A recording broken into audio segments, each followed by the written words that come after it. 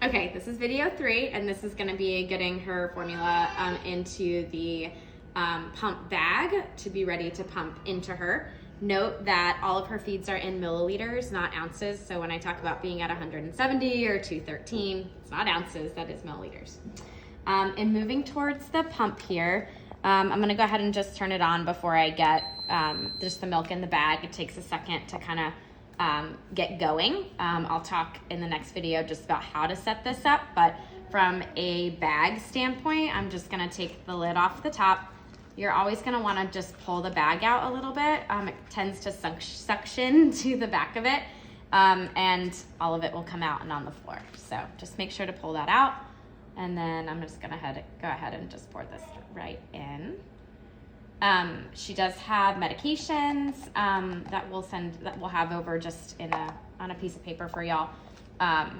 Most medicines can go directly into the feed, so you're going to want to measure it to the appropriate spot and then just use a smaller syringe, whether it's 10 milliliters or one of the 5 milliliters, to just add it directly to the cup before you put it into the pump. We'll just let that situate here.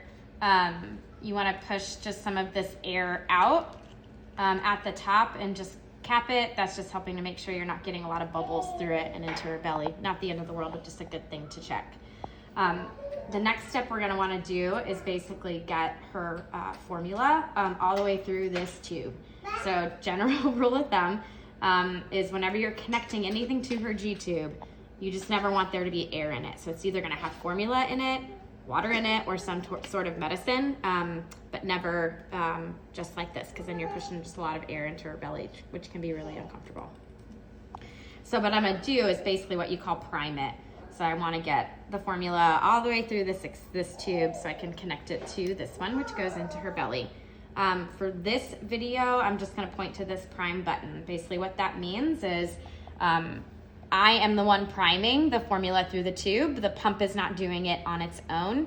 The pump is kind of funky where it doesn't actually recognize food in here until it goes through this kind of circular motion, okay?